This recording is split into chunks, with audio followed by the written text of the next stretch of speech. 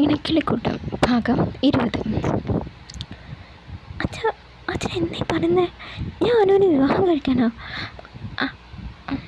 അതെ, ഇതെൻ്റെ ആഗ്രഹമാണ്. നിങ്ങളിത് സമ്മതിക്കില്ലേ? വരും, അച്ഛൻ്റെ ഈ അവസാനത്തെ ആഗ്രഹം സാധിച്ചു തരില്ലേ നീ? അത് ചോദിച്ചു. അച്ഛ, അവൻ എന്ത് പറയണമെന്നറിയാതെ കുഴങ്ങി നിന്നു. ഈ ആഗ്രഹം നിനക്ക് സാധിച്ചു തരാൻ പറ്റിയില്ലെങ്കിൽ പിന്നെ നീ ഈ അച്ഛനെ ജീവനോട് കാണില്ല. വരൻ ഞെട്ടലോടെ അച്ഛനെ നോക്കി. അനുവും ആകെ തരിച്ചു നിന്നു. വരൻ ആലോചിച്ചു. ആദ്യം അനുവിന് സമ്മതമാണോ എന്ന് ചോദിക്കും, എന്നിട്ട് ഞാൻ പറയാം. അതും പറഞ്ഞ് വരൻ നടന്നു. വിനയൻ അനുവിനെ നോക്കി. മോളെ, നിനക്കെന്താ പറയാനുള്ളത്? വരുണിനെ വിവാഹം കഴിക്കാൻ നിനക്ക് സമ്മതമാണോ? അവൾ പകച്ചുകൊണ്ട് അയാളെ നോക്കി. പെട്ടെന്ന് പറയാൻ ബുദ്ധിമുട്ടുണ്ടാവും, ആലോചിച്ച് പറഞ്ഞാൽ മതി, വിനയം പറഞ്ഞു.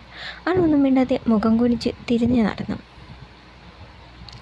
മുറിയിൽ നിന്ന് ഓരോന്നാലോചിച്ച് നിൽക്കുകയായിരുന്നു വരുൺ. പെട്ടെന്ന് അവൻ്റെ ഫോൺ അടിച്ചു. പരിചയമില്ലാത്ത നമ്പർ കണ്ട് വരുൺ ഒന്ന് സംശയിച്ചു. ആരാണാവോ ഇത്? ഒന്ന് സംശയിച്ച ശേഷം വരുൺ കോൾ അറ്റൻഡ് ചെയ്തു. ഹലോ ഹലോ വരുണല്ലേ? ഇത് CI ജഗനാണ്. ആ അതെ, വരുണാണ്. എന്താ സാർ കാര്യം? എനിക്ക് വരുണിനെ ഒന്ന് കാണണം, ചില കാര്യങ്ങൾ സംസാരിക്കാനുണ്ട്, ജഗ പറഞ്ഞു. അതിനെന്താ സാർ, ഞാൻ സ്റ്റേഷനിലേക്ക് വരാം. വേണ്ട, ഇത് ഒഫീഷ്യലല്ല, പേഴ്സണലാണ്. എൻ്റെ ക്വാർട്ടേഴ്സിലേക്ക് വന്നാൽ മതി. വരുണൊന്ന് ചിന്തിച്ചു. ശരി, എപ്പോഴാണ് വരേണ്ടത്?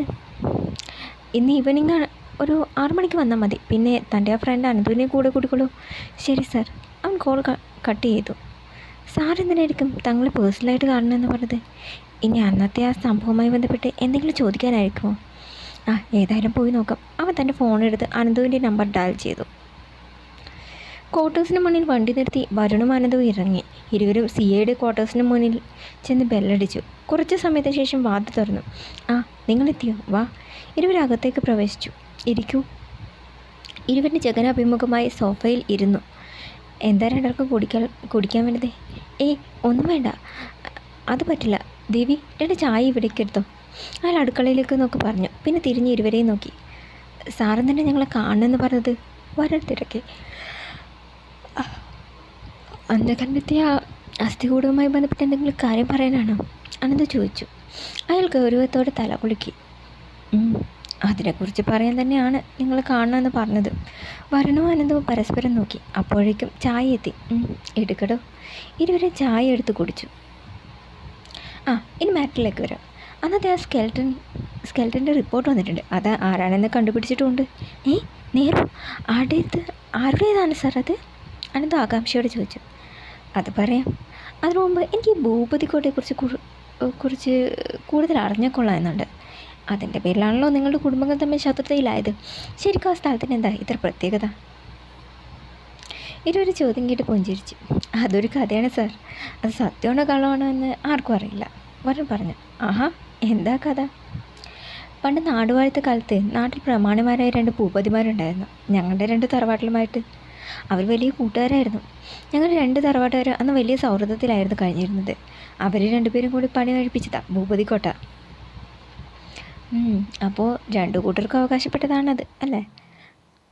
ബാക്കി പറ, വരുൺ തുടർന്നു. ഈ സമയം ഗ്രാമത്തിൽ ലഹള പൊട്ടിപ്പുറപ്പെട്ടു. ജന്മിമാർ പരക്കെ ആക്രമിക്കപ്പെടുകയും കൊള്ളയടിക്കപ്പെടുകയും ഒക്കെ ചെയ്തു. ഈ സമയം 2 ഭൂപതിമാരും ചേർന്ന് തങ്ങളുടെ സമ്പാദ്യമെല്ലാം കൂടി ഒരു ചാക്കിലാക്കി ഭൂപതിക്കോട്ടയിൽ കുഴിച്ചിട്ടു. തിരിച്ചു വരും വഴി ഇരുവരും ആക്രമിക്കപ്പെടുകയും കൊല്ലപ്പെടുകയും ചെയ്തു. എല്ലാം കെട്ടടങ്ങിയ ശേഷം 2 കുടുംബങ്ങളും തമ്മിൽ അവിടെ കുഴിച്ചിട്ട സമ്പാദ്യത്തിൻ്റെ പേരിൽ വഴക്കായി. അങ്ങനെ 2 കുടുംബങ്ങൾ തമ്മിലുള്ള ശത്രുതയ്ക്ക് തുടക്കം കുറിച്ചത്. ജഗൻ തലയാട്ടി. കുറേ വർഷങ്ങൾക്ക് മുമ്പ് അവിടെ ഒരാൾ കൊല്ലപ്പെട്ടിട്ടില്ലേ? ജഗൻ ചോദിച്ചു. അതെ, അതെൻ്റെ വലിയച്ഛനായിരുന്നു. വലിയച്ഛൻ്റെയും പത്മചെറിയമ്മയുടെയും വിവാഹം തീരുമാനിച്ചതായിരുന്നു. കല്യാണത്തിൻ്റെ തലേദിവസം ആ കോട്ടയിൽ വെച്ച് ആരെ കൊലപ്പെടുത്തുകയായിരുന്നു. അതിൻ്റെ പേരിൽ വീണ്ടും വഴക്കുണ്ടായി. പൂമംഗലത്തുകാരത് ചെയ്തതെന്ന് പറഞ്ഞ് വലിയ വഴക്കായിരുന്നു. ആ കേസ് അന്വേഷിച്ചില്ലേ? കേസൊക്കെ അന്വേഷിച്ചിരുന്നു, പക്ഷെ അതൊന്നും എവിടെ എത്തിയില്ല. ജഗൻ എല്ലാം കേട്ട് തല വിളിക്കും. അല്ല, ആ ഫോസിൽ ആരുടേതാണെന്ന് പറഞ്ഞില്ലല്ലോ.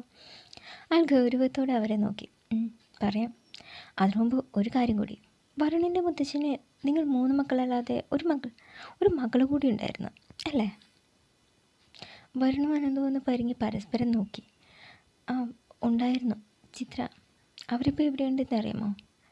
ഇല്ല സാർ, അവരെക്കുറിച്ച് അപ്പച്ചി പറഞ്ഞ് കേട്ടറിവേ ഞങ്ങൾക്കുള്ളൂ. 10-30 വർഷങ്ങൾക്ക് മുമ്പ് ആടെ കൂടി ഒളിച്ചോടി പോയതാ. അതിൻ്റെ പേരിൽ മുത്തശ്ശന് അവരോട് വലിയ ദേഷ്യമാണ്. ആ പേര് പോലും വീട്ടിൽ പറയാൻ പാടില്ല. വരുൺ പറഞ്ഞു. എന്താ സാർ ഇപ്പോൾ ഇതൊക്കെ ചോദിക്കാൻ? കാര്യമുണ്ട്. എന്തെന്ന് വെച്ചാൽ ആ കണ്ടെത്തിയ അസ്ഥികൂടം അത് ചിത്രയുടേതാണ്. ഇരുവരെ ഞെട്ടിത്തെറിച്ചു പോയി. സാർ, അതെ സത്യമാണ്. ഇത് അതിൻ്റെ റിപ്പോർട്ട്സാണ്. ആ റിപ്പോർട്ട്സ് അവർക്ക് നേരെ നീട്ടി. അവരത് നോക്കി.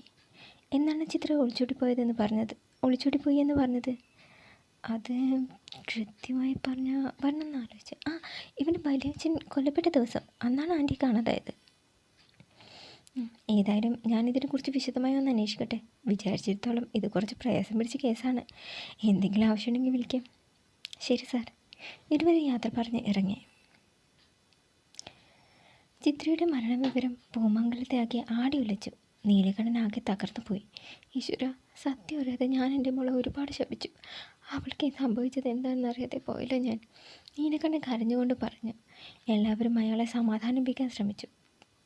ഇതിന് പിന്നിൽ അവരായിരിക്കും, തേവർ മടത്തുകാർ. അവർ തന്നെയാണ് എൻ്റെ കുഞ്ഞിനെ കൊന്നത്. നീലകണ്ഠൻ തറപ്പിച്ച് പറഞ്ഞു. അച്ഛ, വിഷമിക്കാതെ. സത്യം എന്തായാലും അത് തെളിയുക തന്നെ ചെയ്യും. വിനയം പറഞ്ഞു. എങ്ങനെ തെളിയും? ആര് തെളിയിക്കും? രാമകൃഷ്ണൻ മരിച്ചിട്ട് ഇന്ന് വരെ ആർക്കെങ്കിലും അത് തെളിയിക്കാനായോ? ഇല്ല. എൻ്റെ മകൾ കൊന്നവരാരായാലും ശരി, എനിക്കതറിയണം. അറിയുക തന്നെ വേണം, നീലകണ്ഠൻ വാശിയോടെ പറഞ്ഞു. രാവിലെ വരുൺ എങ്ങോട്ട് പോകാൻ തയ്യാറായി നിൽക്കുകയായിരുന്നു. അപ്പോൾ വിനയൻ താഴേക്ക് ഇറങ്ങി വന്നു. വരുൺ അയാളുടെ വിളി കേട്ട് വരുൺ തിരിഞ്ഞു നോക്കി. എന്താ അച്ഛാ?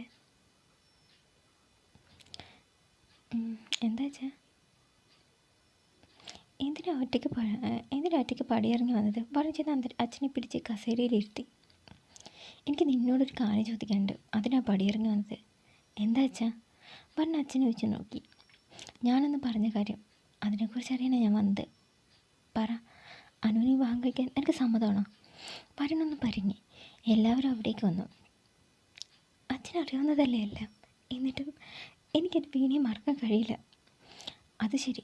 അപ്പോൾ നിനക്ക് അച്ഛനേക്കാളും വലുത് അവളാണ് അല്ലേ? അച്ഛാ, അവൻ വേദനയോട് വിളിച്ചു. വേണ്ട, എന്നെ നീ അങ്ങനെ വിളിക്കണ്ട. ഞാൻ ജീവിച്ചാലും മരിച്ചാലും നിനക്കൊന്നുമില്ലല്ലോ. വരുണിൻ്റെ കണ്ണുകൾ നിറഞ്ഞു. അച്ഛാ, ഇങ്ങനൊന്നും പറയില്ലേ. എനിക്ക് പറ. വരുൺ മുഖം കുഴിച്ച് നിന്നു. ശരി, ഞാൻ വിവാഹത്തിന് സമ്മതിക്കാം. പക്ഷേ അവൻ അനുരാധയെ നോക്കി. അനു എല്ലാം അറിഞ്ഞു വെച്ചുകൊണ്ട് എൻ്റെ കൂടെ ജീവിക്കാൻ തയ്യാറാണെങ്കിൽ ഞാൻ സമ്മതിക്കാം. അവൾ പൂർണ്ണ മനസ്സോടെ എന്നെ വിവാഹം കഴിക്കാൻ ഇഷ്ടമാണെന്ന് പറയട്ടെ. അന്ന് അതിനെക്കുറിച്ച് ആലോചിക്കാം. അതും പറഞ്ഞ് വരുൺ പുറത്തേക്ക് നടന്നു. അനുരാഗാകെ സ്തംഭിച്ച് നിന്ന്. ഈശ്വര, അവസാനം എല്ലാം എൻ്റെ തലയിലായോ? അവന് കാറ്റ് പോയ ബലൂൺ പോലെ നിന്നു. വിനയൻ അവളെ നോക്കി. മോളെ, എന്താ നിൻ്റെ തീരുമാനം? അമ്മാവ, ഞാൻ പെട്ടെന്നൊരു മറുപടി പറയാൻ അവന് പറഞ്ഞു. ശരി, നീ ആലോചിക്കുക. ഒരാഴ്ച നിനക്ക് ഞാൻ സമയം തരാം. അതിനിടയിൽ നീ ഒരു മറുപടി പറയണം. അതും പറഞ്ഞ് വിനയം തിരിഞ്ഞായിരുന്നു. അനു എന്ത് ചെയ്യണമെന്നറിയാതെ കുഴങ്ങി നിന്നു. നിങ്ങളിങ്ങനെ മുങ്ങിപ്പോലെ ഇരിക്കാതെ എന്തെങ്കിലും ഒന്ന് പറ മനുഷ്യ. ഭൂപതക്കോട്ടയിലിരുന്ന് അനു അനന്തുവിനോട് പറഞ്ഞു. ഞാനെന്ത് പറയണോ? നിനക്കിഷ്ടമാണെങ്കിൽ വിനയനങ്ങളിനോട് ഓക്കെ പറ. അനന്ത് പറഞ്ഞു. അനുവിൻ്റെ മുഖം ചുവന്നു. അല്ലാതെ മനുഷ്യൻ തലക്ക് പ്രാന്ത് പിടിച്ചിരിക്കുക. ആ സമയത്ത് കോമഡി പറഞ്ഞാലല്ല, നിങ്ങളൊക്കെ ഒന്ന് അപ്പോഴേ തള്ളും, എന്നിട്ട് ഞാനും ചാവും. അനു അരിശത്തോടെ പറഞ്ഞു. അനന്ത് പതിയെ പുഞ്ചിരിച്ച്. നീ ഇങ്ങനെ രോഷം കൊണ്ടിട്ട് കാര്യമില്ല. വരുണിൻ്റെയും വേണിയുടെയും കാര്യം അറിഞ്ഞപ്പോൾ തന്നെ ഉണ്ടായ പുകില് നീയും കണ്ടതല്ലേ. എൻ്റെ ദൈവമേ, ഇനി ഇതെങ്ങാനും അറിഞ്ഞാൽ പോതുപോലെ വളർന്നതെന്ന് അച്ഛൻ നോക്കില്ല, തൻ്റെ എല്ലാം ഒടിക്കും. ഇത്രയ്ക്ക് ധൈര്യമില്ലെങ്കിൽ പിന്നെ എന്തിനാ എന്നെ പ്രേമിക്കാൻ നിന്നത്? അതിൽ ഞാനിപ്പോൾ ഖേദിക്കുന്നു. അനന്ത് പറഞ്ഞു. അങ്ങനെയാണോ?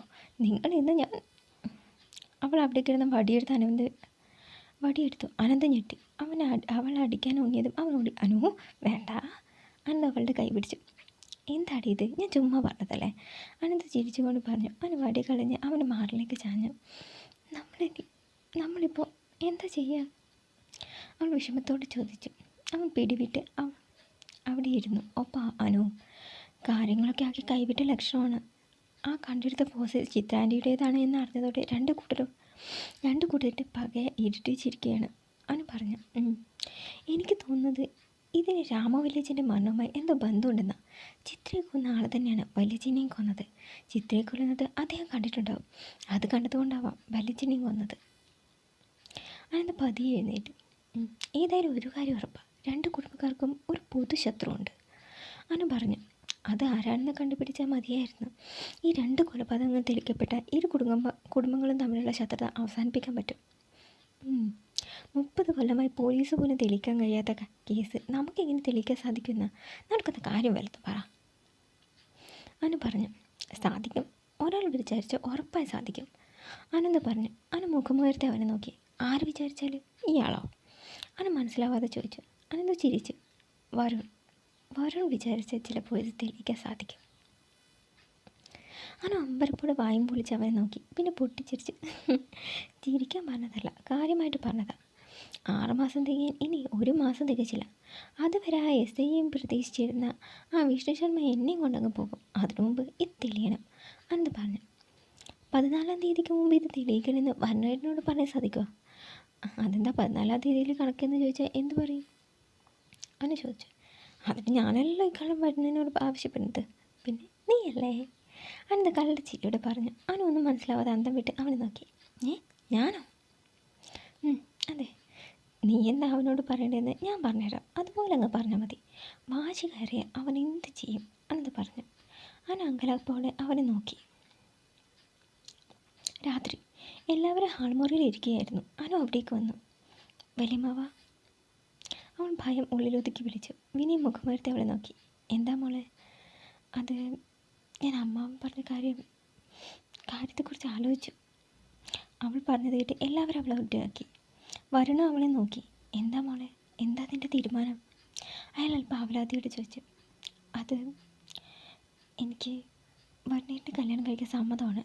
വരുൺ ഞെട്ടി. പിന്നെ എൻ്റെ മുഖം വിടർന്നു. വരുൺ വിശ്വാസം വരാതെ അവളെ നോക്കി. തുടരും.